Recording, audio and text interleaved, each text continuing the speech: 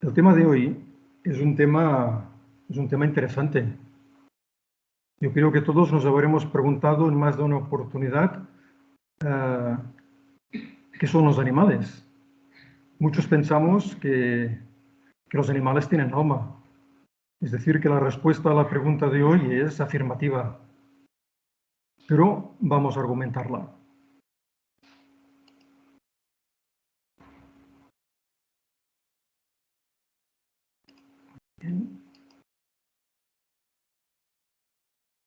Confío que vean ustedes la presentación, esta bonita primera diapositiva. Cuando hablamos de animales, casi siempre tendemos a pensar en perros, gatos, caballos. Pero como veremos hoy, también hay muchos otros animales, como los pájaros, por ejemplo, y otros en los cuales muchas veces no pensamos, que también tienen su intervención y su interacción con aspectos paranormales.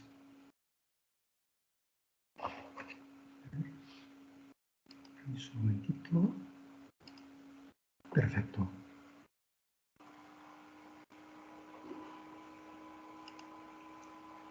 Esta primera diapositiva, que es una comunicación mediúnica que obtuvimos en nuestro centro hace muchos años, y siempre que en alguna de mis conferencias hablo de animales, me gusta recordarla, porque a pesar de que son muy poquitas palabras, tiene mucho sentido. Cuando por fin cesó la tempestad, pudo la caravana seguir su ruta para alcanzar el mar distante. Serpenteando por el desierto, hombres y animales aunaban esfuerzos para llegar a su objetivo, porque los hombres y los animales, desde la noche de los tiempos, hemos aunado esfuerzos, hemos reunido esfuerzos para salir adelante. De hecho, si no fuera por los animales, seguramente no estaríamos donde estamos. No creas que los animales no estuviesen ellos también desenvolviendo sus aptitudes para alcanzar una meta. Todo lo que vive, todo lo que, iba a decir todo lo que piensa, pero no diremos esto, todo lo que siente tiene una meta y desarrolla unas aptitudes para poder alcanzarla. Y terminemos este escrito. Siguiendo a sus amos y permitiéndoles arribar más rápidamente a su destino, estaban colaborando efectivamente al buen éxito de la misión. Ciertamente, ellos, a ver, me dicen que se escucha fatal. Voy a intentar elevar el tono de voz, a ver si así mejoramos. Como decía, ellos han colaborado siempre con nosotros y siguen colaborando. Sin embargo, muchas veces somos los humanos los que no estamos a la altura de saber agradecer y de saber aprovechar esta colaboración de nuestros amigos animales.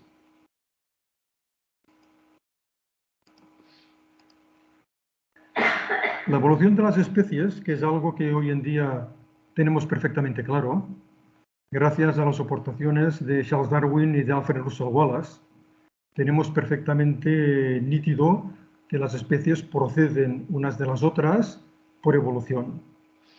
Hay una frase que se suele atribuir a León Denis, que dice que el alma duerme en la piedra, sueña en el vegetal, se agita en el animal y despierta en el hombre. Esa frase no es de León Denis. Es muy bonita, es muy redonda, es muy perfecta, pero Denis lo expresó de otra manera también muy adecuada.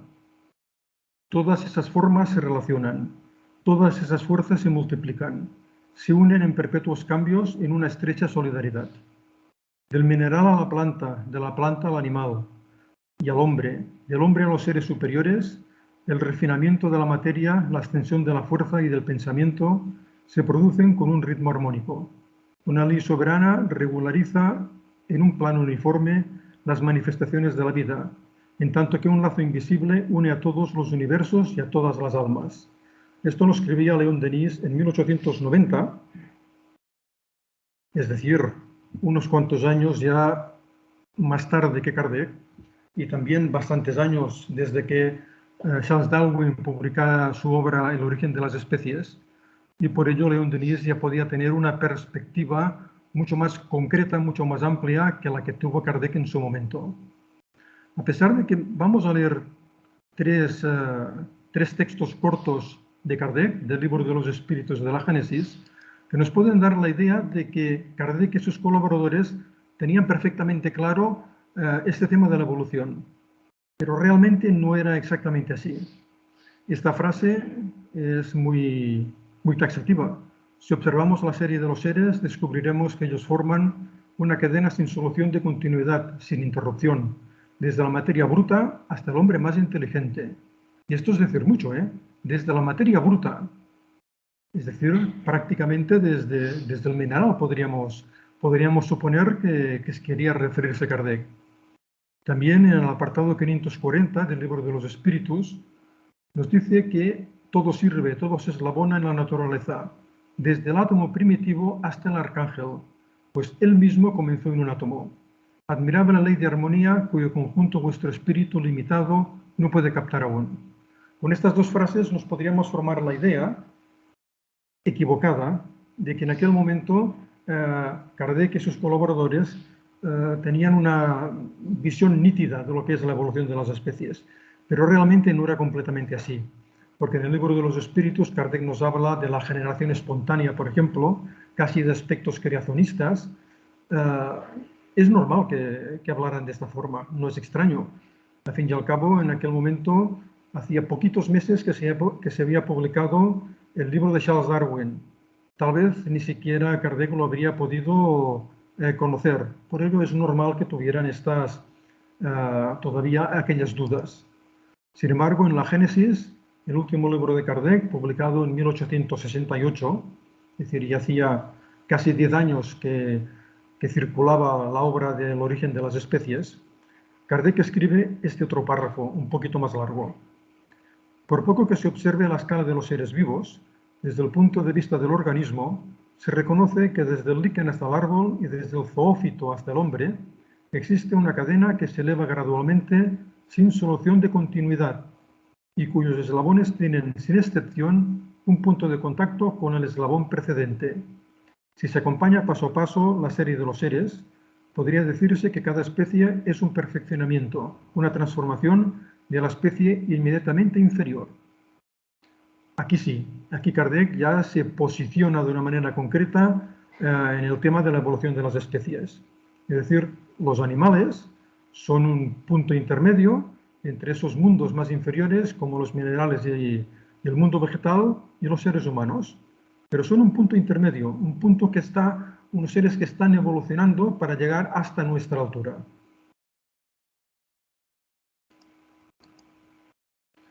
Además del instinto, nos dice Kardec, no se puede negar que algunos animales ejecutan acciones combinadas que denotan una voluntad de obrar en un sentido determinado y conforme a las circunstancias. Por consiguiente, hay en ellos una especie de inteligencia. No diremos una inteligencia del estilo de la nuestra, porque esto realmente no es así. En la mayor parte de los animales, ya veremos alguna excepción, pero cuyo ejercicio, continúa Kardec, se concentra más exclusivamente en los medios de satisfacer sus necesidades físicas y de proveer a su conservación. No existe en los animales ningún tipo de creación ni de mejoramiento. Todos podemos imaginarnos varios ejemplos. Las hormigas hacen sus nidos ahora igual que hace 100.000 años, seguramente. Las nutrias, los castores, continúan construyendo sus madrigueras, sus nidos acuáticos de la misma manera que hace tal vez 50.000 años. No mejoran, pero denotan un orden. Entonces, aunque la especie física no mejore, el alma, ese principio inteligente que está en ellos, sí que va evolucionando. Y esto es lo que realmente nos importa. En una página web de National Geographic dedicada al chimpancé, leí que el chimpancé, como los grandes monos, son de las pocas especies que utilizan herramientas. Moldean palos y los usan para hacer salir a los insectos de sus guaridas o para sacar larvas de troncos de árbol. También utilizan piedras para abrir frutos secos y emplean hojas a modo de esponja para recoger agua potable. Los chimpancés son capaces incluso de aprender algunos elementos básicos del lenguaje humano de signos. Y veremos algún caso muy concreto que son ciertamente sorprendentes. O sea que los animales superiores sí que demuestran tener, bueno, una cierta inteligencia, saber aplicarla especialmente para su subsistencia. Porque si aprenden a utilizar un palo es para poder acceder con más facilidad a esos insectos que van a formar parte de su dieta. ¿Los animales tienen libre albedrío? No son simples máquinas, como vosotros creéis. No obstante, su libertad de acción se halla limitada a sus necesidades y no se la puede comparar con la del hombre. Dado que los animales son muy inferiores al hombre, no tienen los mismos deberes que éste. Su libertad se halla restringida a los actos de la vida material, y es normal que sea así, es lógico, es lo que nos ocupa. Después veremos cuáles son las habilidades que van adquiriendo los animales que va adquiriendo el alma animal durante su encarnación en el mundo animal. Dado que los animales tienen una inteligencia que les confiere cierta libertad de acción, ¿hay en ellos un principio independiente de la materia? Sí, y que sobrevive al cuerpo. Sigamos con esta misma línea de preguntas. ¿Ese principio es un alma semejante a la del ser humano? Es también un alma, si así lo queréis. Eso depende del sentido que se le atribuya a esa palabra. O sea que no es un alma todavía como la del ser humano. No obstante, continúa, el espíritu es inferior a la del ser humano. Entre el alma de los animales y la del hombre hay tanta distancia como la que existe entre el alma del hombre y Dios. Esta frase no es correcta si la tomamos en el sentido literal, porque si entre el alma del animal y la del ser humano hay tanta distancia como la del ser humano a Dios, los animales nunca llegarían al estadio de humanidad. No podrían, porque la distancia que hay entre nosotros y Dios es inconmensurable. Nunca llegaremos a cubrirla. Por lo tanto, no puede ser que entre los animales y nosotros haya una distancia de este tipo. No. Tal vez se esté refiriendo no ya a la palabra alma como sinónimo de espíritu, sino a la palabra alma como sinónimo de principio inteligente. Es decir, que está todavía en ese estadio en el cual se está ensayando para la vida, como veremos enseguida. El alma de los animales conserva después de la muerte su individualidad y la conciencia de sí. Su individualidad sí, pero no la conciencia de su yo. La vida inteligente permanece en estado latente. No es que esté en estado latente, es que todavía no ha podido desarrollarse. Se va a desarrollar cuando esté en el periodo de humanidad. Es decir, un animal, un perro, por ejemplo, no sabe que él es yo. Nosotros sabemos que somos nosotros mismos.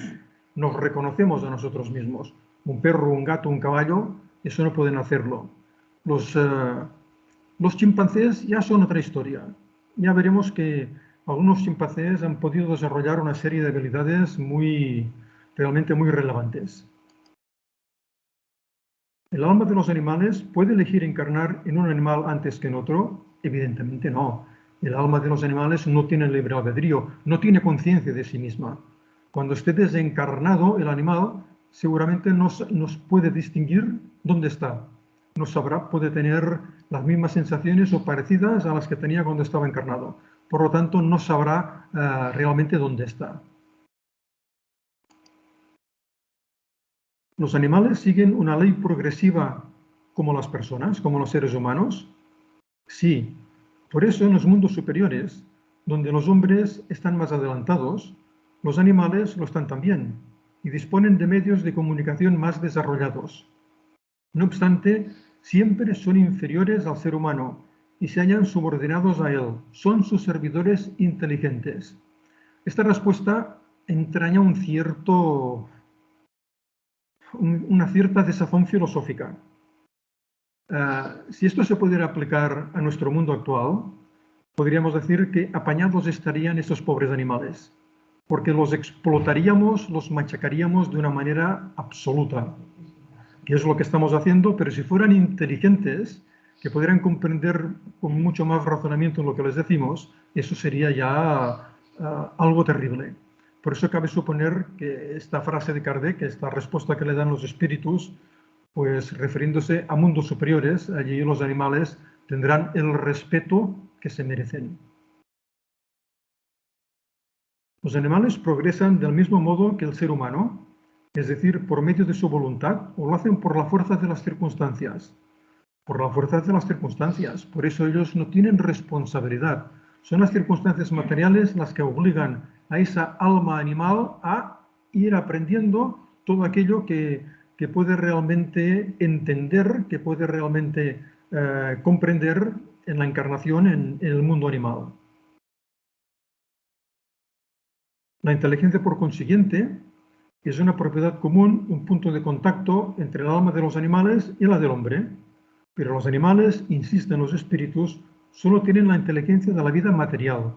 En el ser humano, la inteligencia da lugar a la vida moral, a la vida mental, que es diferente de lo que puede llegar el desarrollo de un animal, de un alma animal encarnada en ese medio.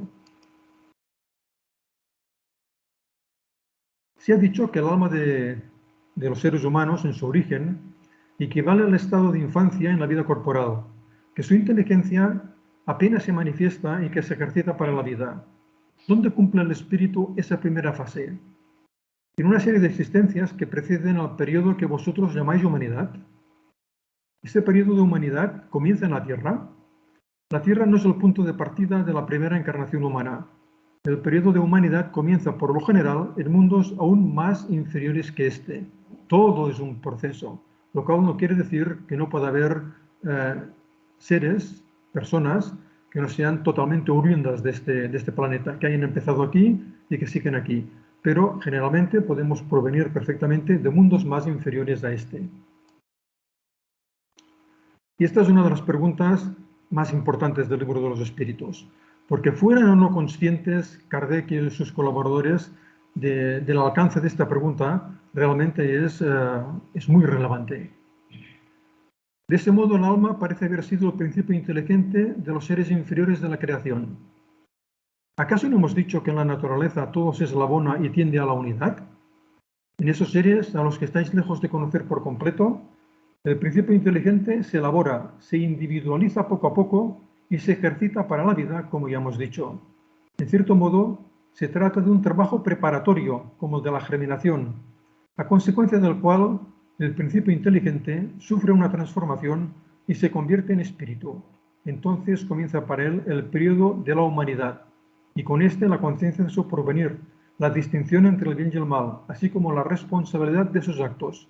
Sorprende esta respuesta tan completa, tan correcta, tan adecuada, que inserta perfectamente la evolución animal antes de la evolución humana, pero sin solución de continuidad, sin interrupción. El animal muy superior sufrirá una transformación que seguramente no se dará en nuestro planeta, sino que se producirá en el mundo espiritual, y entonces entrará en el periodo de humanidad. Pero casi acto seguido, o alrededor de esta pregunta 607, Kardec y los espíritus se refieren a la generación espontánea, que realmente es imposible. Está hoy en día, y hace muchos años, ya Louis Pasteur en 1861 demostró de una manera absoluta que la generación espontánea es imposible, que no existe. Pero claro, en aquel momento no se sabía y por eso todavía se suscitaban algunas dudas en el propio Kardec y en los espíritus que le asistían, que eran espíritus superiores a él, pero que tampoco lo sabían todo. Por lo tanto, también podían confundirse, también podían dar alguna respuesta no tan adecuada como la que ahora podemos ver. Pero como digo, esta pregunta 607 es ciertamente muy relevante. El mundo animal tiene algunos aspectos que son tan parecidos a los del mundo hominal, a las de nuestra humanidad, que muchas veces nos hacen pensar. A nivel filosófico es bastante complicado explicar por qué sufren los animales. Acabamos de decir que ellos no son responsables de sus actos. Casi podríamos afirmar que los responsables de sus actos son los amos que tienen. Y esto lo vemos muchas veces. Pero los animales, por sí mismos, no son responsables de nada. ¿Y entonces por qué sufren? ¿Es justo que sufran esas almas que no saben más, que están aprendiendo aspectos muy básicos? ¿Es justo que sufran? Hay un texto muy recomendable del doctor Gustave Geley, que en una pequeña obra titulada La reencarnación, que fue su respuesta a una encuesta que se hizo sobre 1912, que el señor Calderone, que era el director de una revista espiritista italiana, envió esta encuesta a muchas personalidades de su época, entre ellas Gustave Geley, que no le supo contestar con un sí o un no, sino que hizo un pequeño librito. Pero es un librito muy recomendable. Yo creo que después de Kardec, lo mejor que se ha escrito, o por lo menos lo mejor que yo he escrito, que yo he leído sobre reencarnación, son estas 15 o 20 páginas del doctor Geley. El doctor Geley se pregunta: otra objeción que se hace a la teoría palingenésica, es decir, a la teoría reencarnacionista, está basada en la existencia del dolor en seres demasiado poco evolucionados para que pueda considerarse que el dolor sea para ellos una sanción del pasado.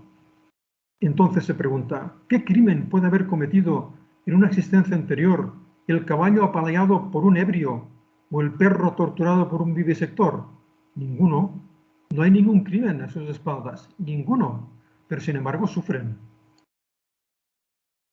Un error fundamental, escalarse el doctor Geley, hay en este razonamiento. El mal no constituye la sanción del pasado, añadiríamos siempre. Antes, por el contrario, mucho más a menudo el mal es, en el actual estado evolutivo, consecuencia del nivel general inferior de dicho estado evolutivo. Es decir, en los mundos inferiores como el nuestro o más inferiores todavía, el dolor, el sufrimiento, son circunstancias normales. Por lo tanto, los animales también están sujetos a ese dolor. Aunque nos pueda parecer injusto, pero esas circunstancias que viven los animales seguro que les sirven para algún propósito, si no, no tendría lógica que estuvieran en estas circunstancias.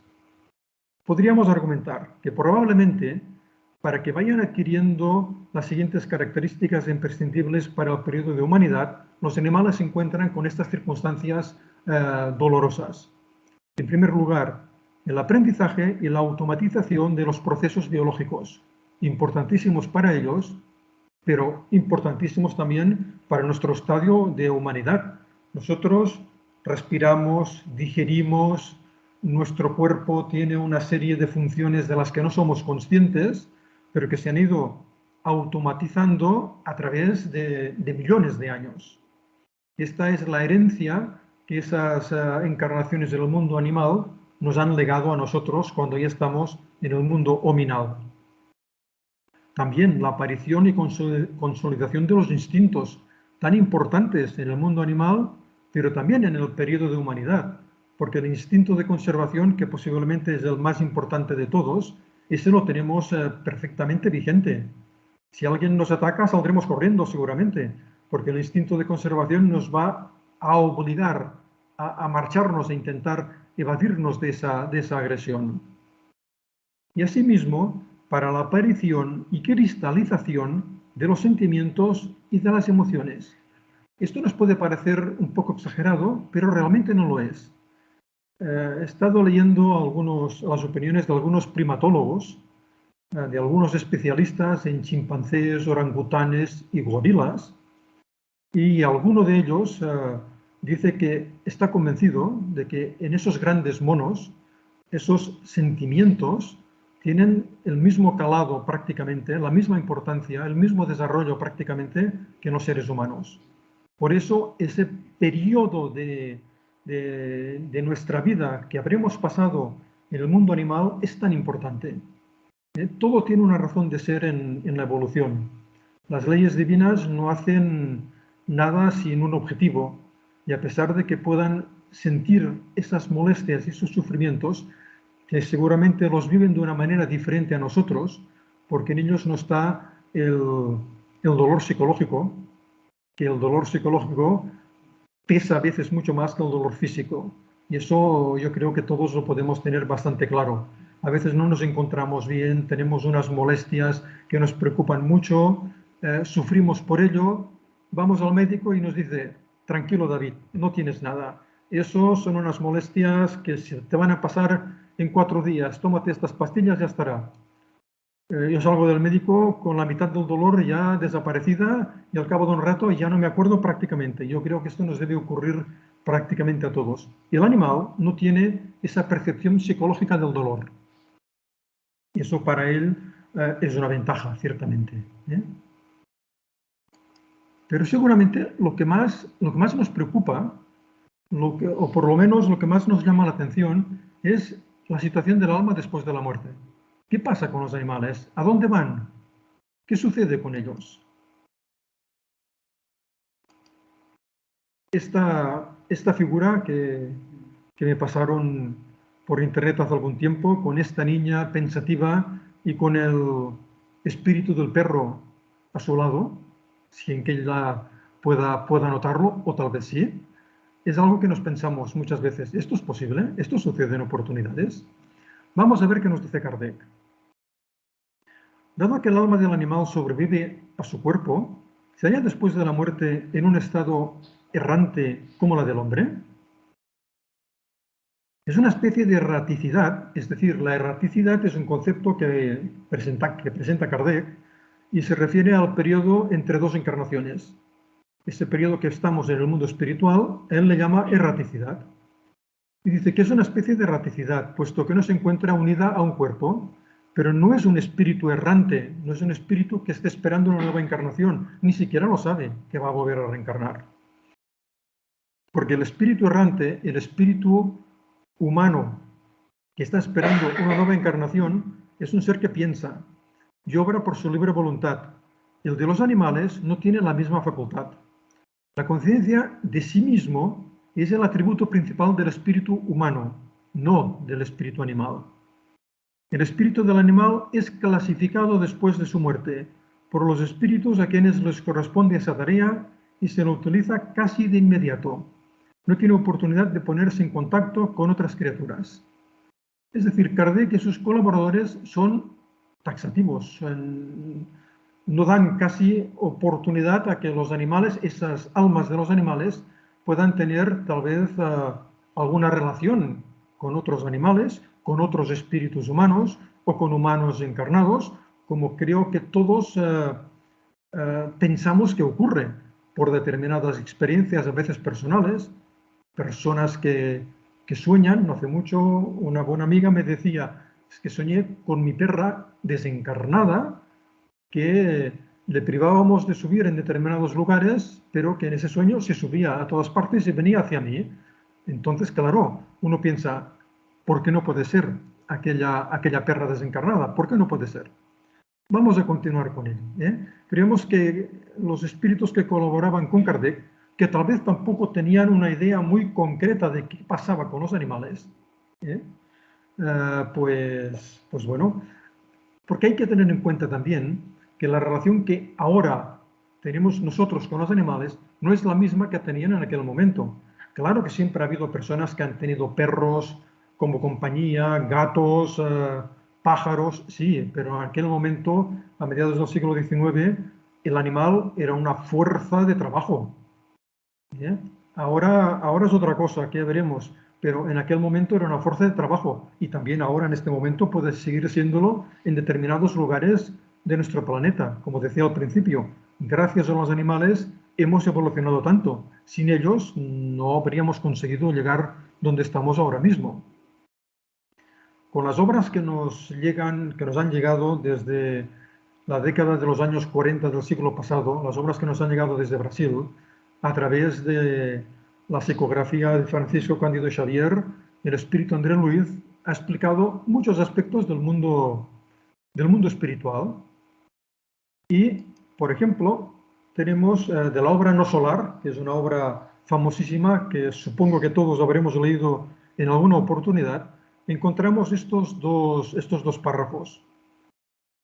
Llegan a No Solar unas carretas 6 grandes carretas, dice André Luiz, precedidas de unas cuadrillas de perros y que eran tiradas por animales parecidos a mulos terrestres. Y también le llama la atención a André Luiz la presencia de grandes bandadas de aves de cuerpo voluminoso que volaban a corta distancia por encima de las carretas. Y le explican a André Luiz: los perros facilitan el trabajo. Suponemos que haciendo ruido y asustando a algunos espíritus inferiores que quieran acercarse a aquella caravana para molestar. Los mulos soportan las cargas con paciencia. Y aquellas aves que denominamos ibis viajeras, los ibis sagrados de los egipcios, podríamos decir, son excelentes auxiliares de los samaritanos, que así se denominan esos espíritus que van a recoger determinados lugares complicados del mundo espiritual, van a recoger espíritus que ya pueden ser aceptados en no solar. Dice que devoran las formas mentales odiosas y perversas, entrando en lucha franca con las tinieblas del umbral. Yo estas dos últimas líneas no las acabo de comprender, porque yo creo que los espíritus con una cierta superioridad han de tener ya ciertos recursos para poder defenderse también de estas circunstancias, porque claro, si se comen estas formas mentales, ¿qué hacen con ellas? ¿Las digieren? ¿Las expulsan? Bueno, lo dejamos aquí. Lo que más me interesa de este párrafo son los mulos, los perros y esas aves que acompañan. O sea que nos está mostrando que sí que hay animales, sí que hay espíritus de animales que son aprovechados y que son utilizados. Vamos a ver hasta qué punto y hasta dónde llega esta colaboración.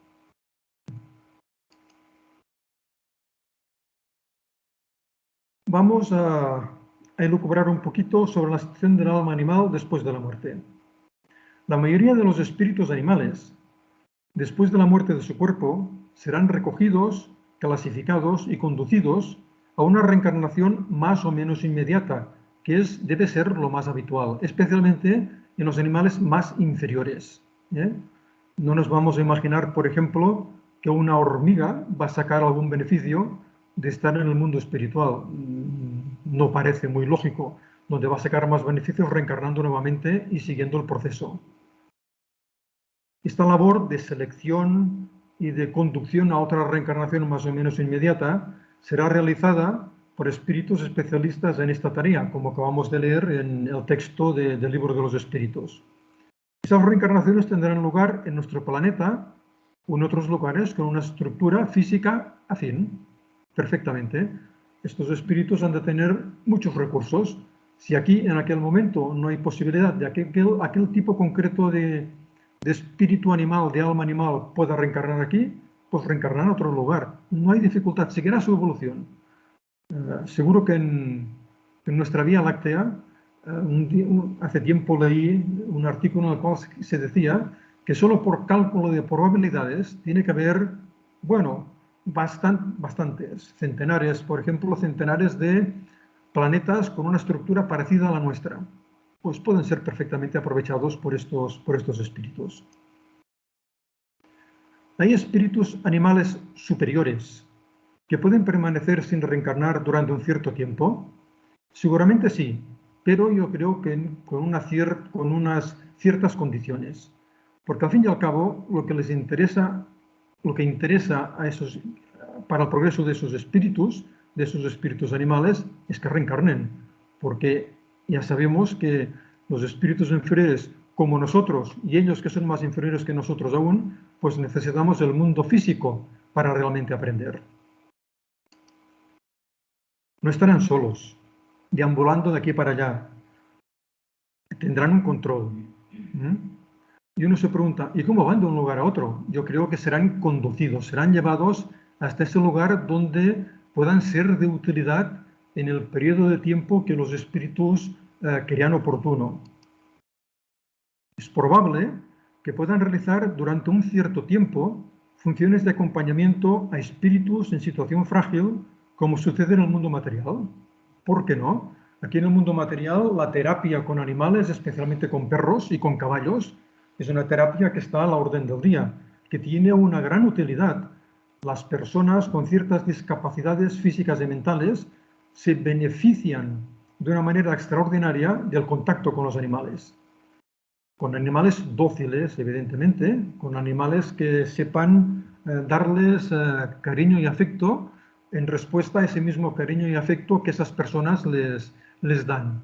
Por eso sí, que en el mundo espiritual también puede haber esa misma circunstancia.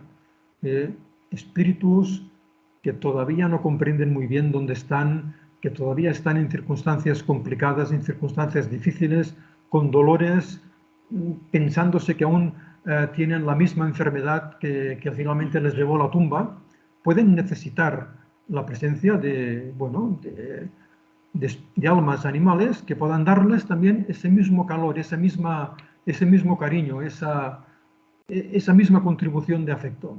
No lo veo en absoluto descabellado, sino todo lo contrario.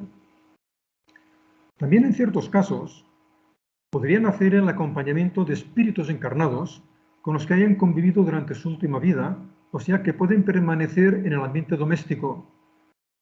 A veces se notan, veremos después que hay percepciones, personas que tienen una cierta sensibilidad y que captan a esos animales. Pero claro, no será siempre así, pero puede ser también.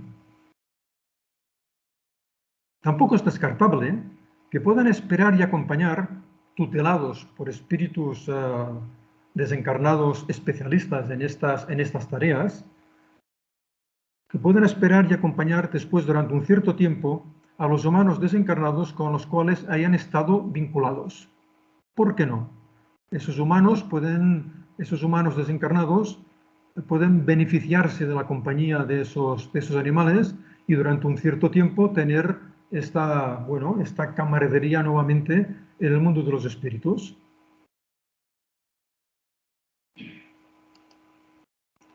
También podrán ser aprovechados sus servicios en determinadas tareas en los planos inferiores de la espiritualidad, como esos mulos, esos perros que acompañaban a aquellos espíritus trasladando a entidades desencarnadas en situación muy precaria. Pues pueden seguir dando también esa contribución, esas almas animales desencarnadas. Sin embargo, yo pienso que todo ello será por un cierto tiempo.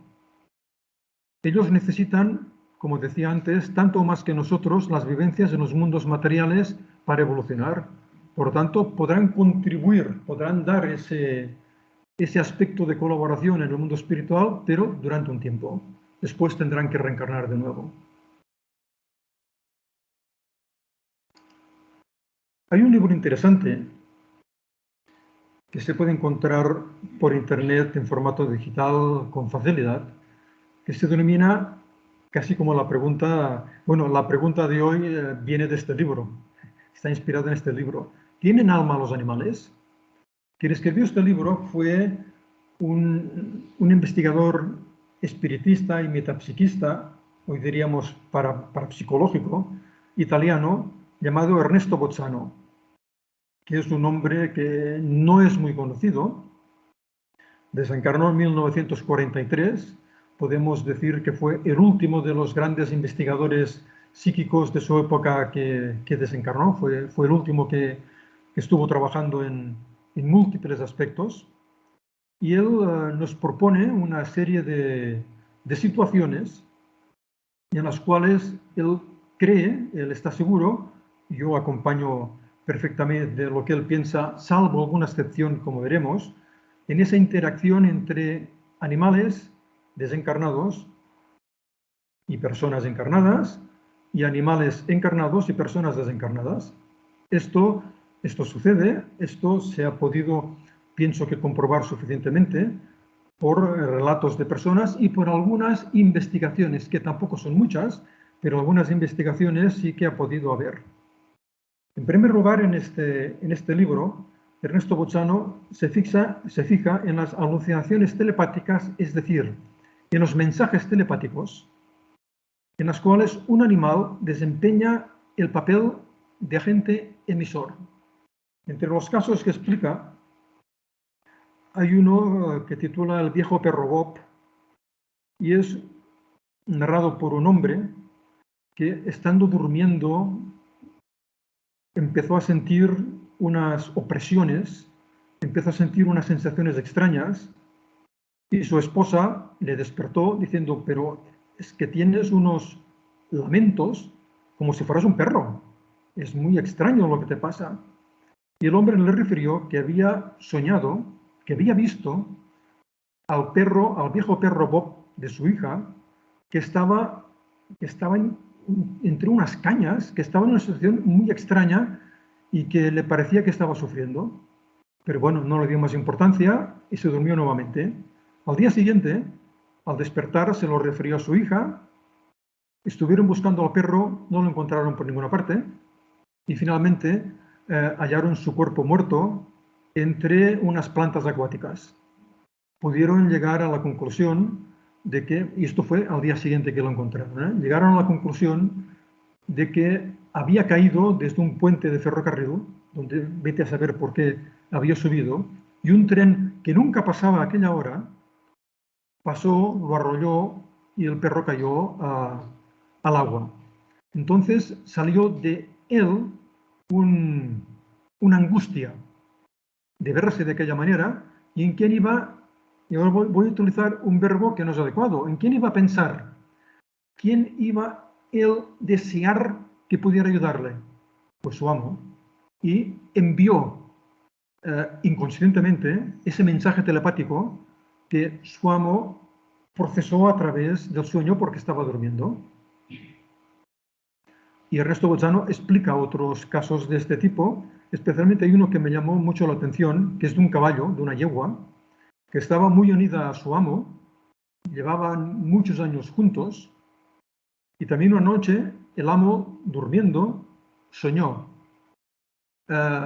que su yegua estaba en peligro. Notó un mensaje telepático, un mensaje también que diríamos que es telepático, de auxilio, y se levantó, se vistió, salió afuera de su casa y como una especie de, no sé, tenía una convicción de que el mensaje venía desde allí, desde un punto concreto. Y llegando allí se encontró a su yegua muerta en medio también del agua. Es decir, que ese caballo también, ¿a quién había pedido ayuda? Pues a su amo, aquella persona con la cual había convivido y de la cual había recibido afecto durante muchísimo tiempo. Pues por ello le llegó a este hombre ese mensaje telepático. Dice, es que fue como el mensaje de telegrafía sin hilos, como si me estuviera diciendo a dónde tenía que ir. Los mensajes telepáticos en los cuales el perceptor no es ya una persona, sino un animal. Y aquí hay casos, y aquí introduciremos también alguna investigación. Explica Bolzano el caso de un perro que vio, entre comillas, el asesinato de su dueño. Le explica a Bolzano el hijo del dueño de este perro, que estaba una noche jugando con su hermano, jugando ajedrez con su hermano, cuando su perro, el perro de su padre, se puso a ladrar y se puso a dar zarpazos al aire. Se puso en un estado de gran angustia y como si atacara a alguien. Se enteraron a la mañana siguiente que aquel hombre había sido asesinado en aquella hora en la que el perro estaba atacando a alguien. ¿En quién pensaba que el hombre que pudiera ayudarle en un trance así? En su bulldog. Con su bulldog a su lado, aquellos que le estaban matando lo hubieran tenido mucho más difícil. Pues ¿en quién pensaba? En su perro.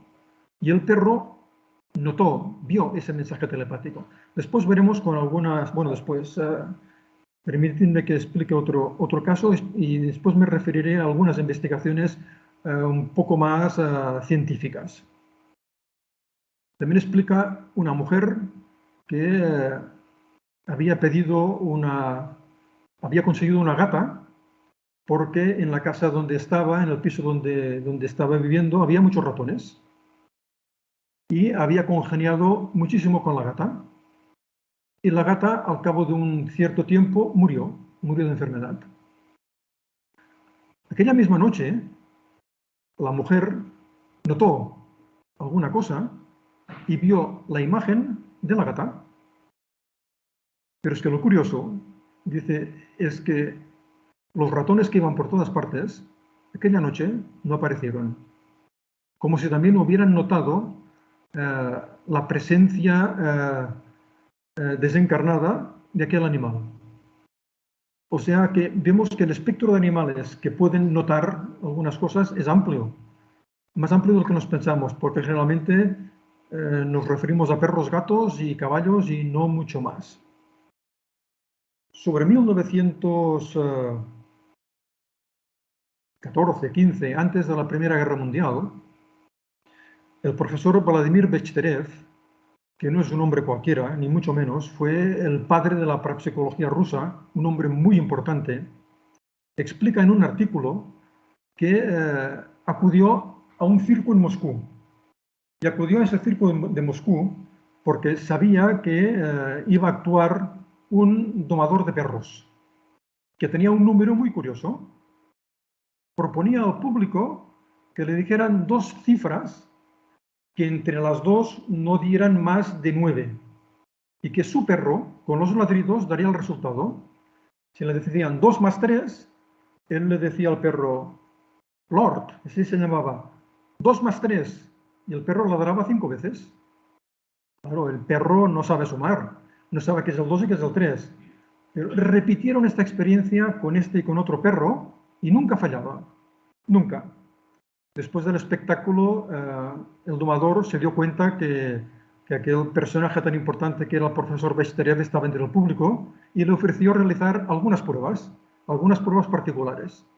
El profesor Bechterev realizó pruebas telepáticas de humano hacia animal, de humano a perro, y resultaron la mayor parte de las veces exitosas. Y no solamente decirle al perro, transmitirle mentalmente la orden de que ladre 5 veces, que es lo que hacía el domador.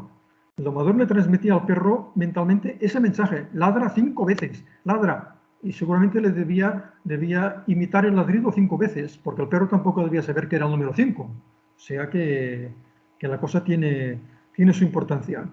Pero en esas experiencias el profesor Bechterev hizo pruebas un poco más consistentes. Le ordenó telepáticamente a un perro que se fuera a la habitación de al lado y cogiera un pañuelo que estaba encima de la mesa. Y el perro lo hizo. Le ordenó que fuera a otra habitación y que tomara un libro que estaba en el regazo de una señora que estaba allí sentada. E hizo lo mismo.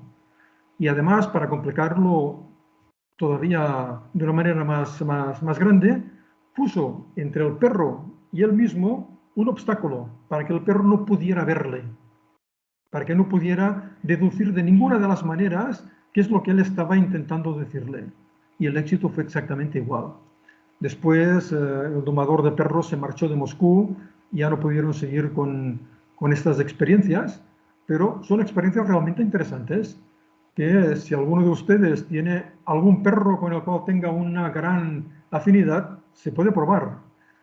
Simplemente lo que decía el profesor Bechterev es que hay que concentrar firmemente el pensamiento en aquel animal y transmitirle lo que quieres que haga. Y el animal dice que se movía con una gran agitación y salía disparado, salía corriendo a hacer lo que Bechterev le había ordenado mentalmente. Esto me convence un poco más que estas otras experiencias que relataba Bozzano, que también son perfectamente posibles, ¿eh? Pero, caramba, estas pruebas de este parapsicólogo tienen realmente su importancia. Después, alucinaciones telepáticas percibidas colectivamente, es decir, al mismo tiempo por personas y por animales. Explica el caso de un gato que percibió a un espíritu, tuvo la visión de un espíritu que después también percibió su dueña, que tenía también dotes clarividentes, pero percibieron casi al mismo tiempo la presencia de aquel espíritu. Y el doctor Bozzano dice que cuando los espíritus que cuando los animales encarnados perciben a los espíritus, siempre o casi siempre se asustan muchísimo, porque claro, es algo que para ellos es no es normal, no es habitual. Por lo tanto, se asustan mucho. También visiones de espíritus humanos tenidas fuera de cualquier coincidencia telepática y percibidas colectivamente por hombres y animales. Explica también Bozzano el caso de un muchacho que se levanta por la mañana con su perro, que le seguía a todas partes, se va a la cocina, empieza a preparar la estufa que tenían en la cocina, y entonces el perro se queda mirando fijamente hacia adelante y empieza a ladrar y empieza a moverse de una manera muy, muy nerviosa. Entonces el muchacho mira y ve a un espíritu con unas pintas muy, muy extrañas y muy feas. Es decir, que ambos vieron también a ese espíritu al mismo tiempo. Después nos habla Ernesto Buzzano de los animales y las premoniciones de muerte. Aquí podríamos, yo creo que todos sabemos esos perros, por ejemplo, que aúllan, que ladran un tiempo antes de que haya una desencarnación de alguna persona. Sin embargo, también hay algunas investigaciones en las cuales se cree saber que en el proceso de la desencarnación, cuando nos vamos acercando a la muerte, nuestro cuerpo físico huele de una manera diferente. Se segregan unas hormonas distintas y los perros pueden notarlo. Entonces, darse cuenta también de ello.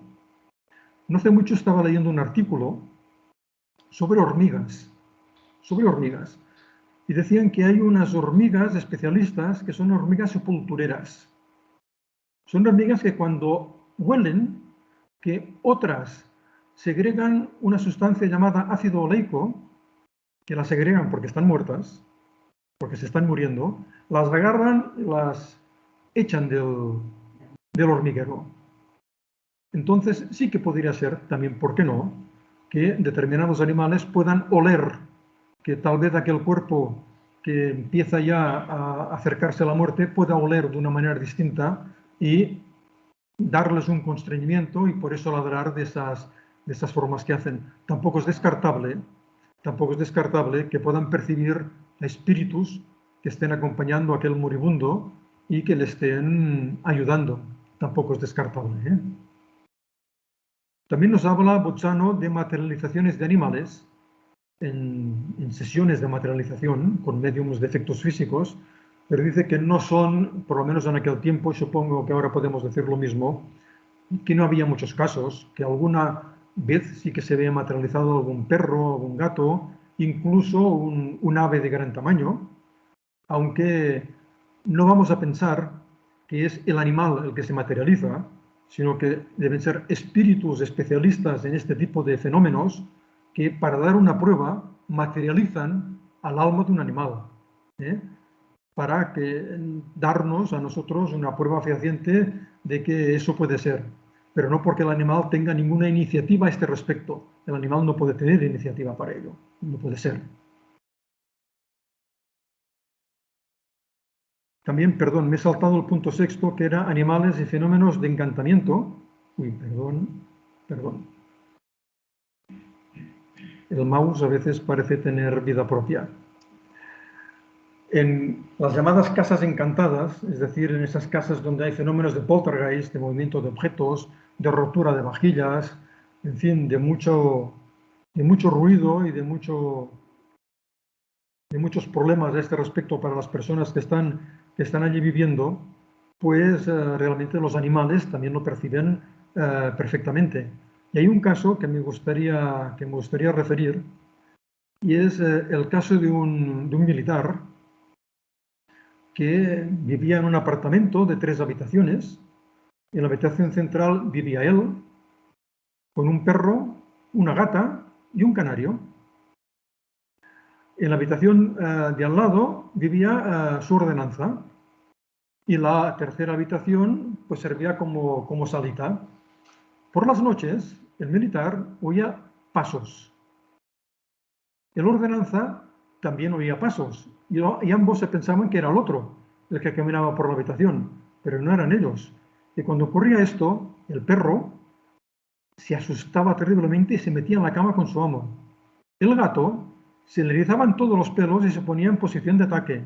Y el canario empezaba a dar vueltas por la jaula totalmente desorientado. Después, al cabo de un tiempo, este militar supo que en aquella habitación concreta se había ahorcado una persona y había muerto una segunda persona al cabo de poco tiempo. Bueno, es posible que alguno de sus espíritus todavía permaneciera por allí y les diera esos sobresaltos a aquellos pobres animales. También una medium muy famosa en su momento, la señora Elizabeth de Esperance, que fue una medium de efectos físicos que obtuvo muchas materializaciones, refiere un caso personal que le ocurrió a ella y que, bueno, estaba residiendo en un lugar donde había un bosquecillo cercano, donde cuando ella iba a pasear con sus perros no querían entrar, tenían mucho miedo, y solo entraban, bueno, porque ella les obligaba. Al cabo de un tiempo se enteró de que había habido unos crímenes terribles en aquel bosque y los animales tenían mucho recelo de entrar. Pero es que no solo esos animales, también gamos que había en aquel bosque tampoco se acercaban por aquellos lugares, también tenían miedo. O sea que los animales pueden notar esas presencias espirituales. También se han podido dar pocas, porque eso es difícil, algunas identificaciones de fantasmas de espíritus de animales muertos. Esto es poco habitual. Uno de los casos que presenta Bozzano es también referida a una medium muy conocida de su época, la señora Eleanor Piper, una de las mediums más prestigiosas de la historia del espiritualismo anglosajón, y que en un momento determinado le dieron un objeto que había pertenecido a un perro, un collar, y el espíritu que se manifestaba a través de ella, viendo aquel objeto y palpándolo y notándolo, le dijo, esto era de un perro suyo, que se llamaba de tal manera, que era así y asá, y veo que está viniendo hacia aquí. Después, la señora Piper comentó que estaba el espíritu de un bebé que quería darle un mensaje a aquel hombre y le dio una serie de referencias familiares. El hombre dijo, esto es imposible, yo no he tenido, era un bebé de una niña, dijo, yo no he tenido ninguna hermana nunca. Pero el bebé le dijo, pregunta a tu tía y verás cómo esto es verdad. Y le preguntó a su tía y ciertamente había tenido una hermana que había muerto casi seguidamente a la muerte. Entonces Bozzano dice, si fuera realidad lo que decía el espíritu con respecto a la bebé, también debía serlo con respecto al perro. Y algún otro caso también explica. O sea, realmente los animales pueden ver los espíritus, los animales en determinadas circunstancias pueden visitarnos en sueños, algunos percipientes, algunas personas sensibles podrán verles también, pero esto no va a ser de una manera permanente, como decía antes. Y tampoco hemos de olvidarnos nunca de que en alguna oportunidad pueden ser imágenes mentales. Eso no lo olvidemos tampoco. Algún espíritu puede plasmarnos alguna imagen mental de alguna mascota que hayamos tenido para tranquilizarnos. Recuerdo un libro en el cual se relatan experiencias de enfermeras argentinas de hace 3 o 4 años simplemente, y una enfermera refería que uno de sus pacientes, cuando estaba en el tránsito de la muerte, le dijo, veo a las 8 mascotas que he tenido durante mi vida que me están esperando a que yo muera. Entonces pienso, ¿eran las 8 mascotas? No lo creo. No lo creo que aquellos 8 animales, aquellos 8 espíritus animales estuvieran allí esperándole. Podrías pensar, uno, tal vez 2, esto posiblemente era una imagen que le plasmaban para tranquilizarle, para que no tuviera miedo en esa última instancia de la muerte. Decía antes que íbamos a hablar, aunque sea un momento antes de hacer el resumen final, sobre los animales superiores. Y por animales superiores yo creo que debemos entender los monos, los primates, los orangutanes, los gorilas, que están mucho más cerca de nosotros. Aquí vemos a la doctora Francine Patterson, y a Coco. Coco era una gorila que murió en 2018 a los 46 años de edad y que la doctora Patterson estuvo educando desde que tenía 1 año.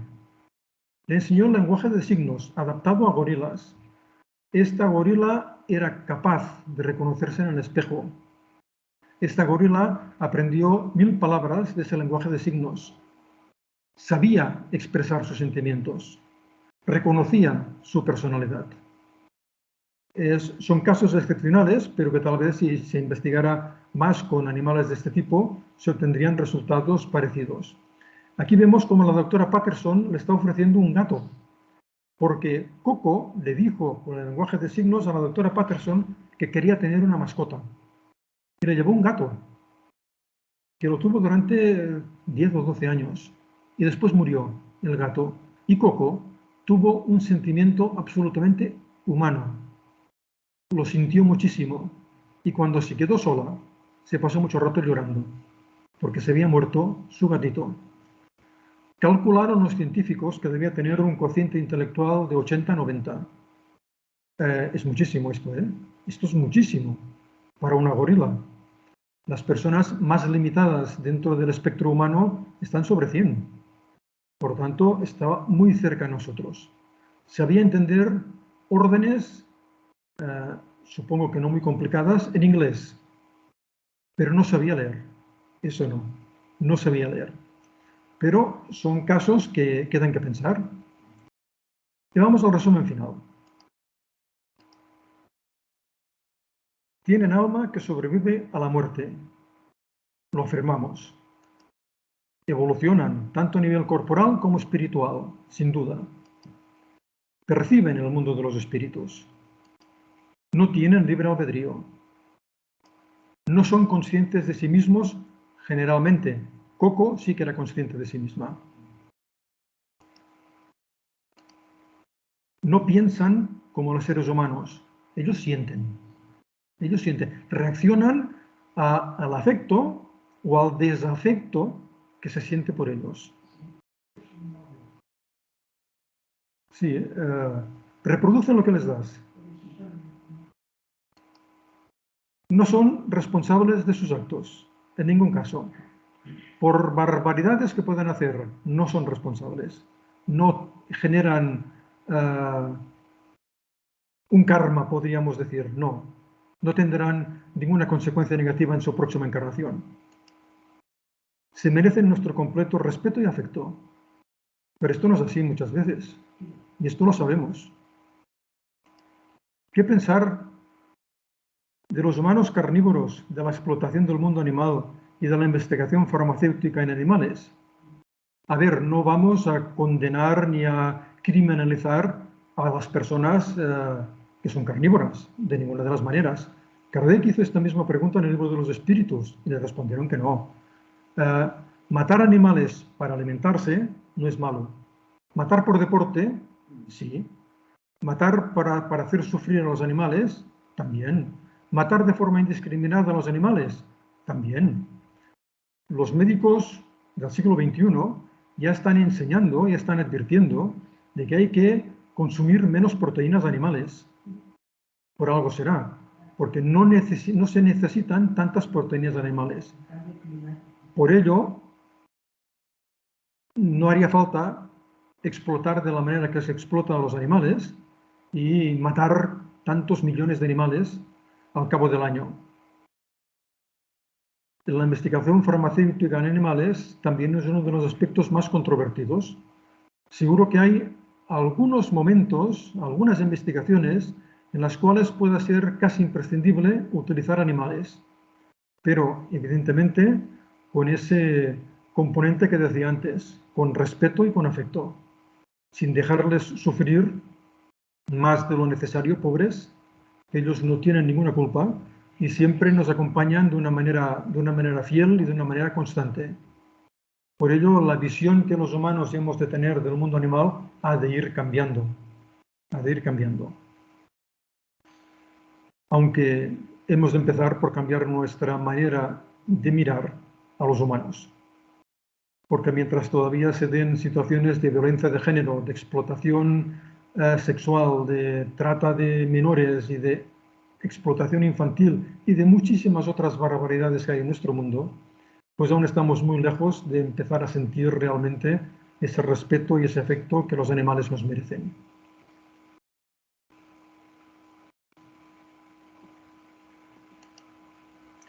Y terminamos con este tema de hoy. La próxima conferencia será el 18 de diciembre y hablaremos de la filosofía de Jesús de Nazaret. Si quieren ustedes acompañarnos aquel día, aquí estaremos.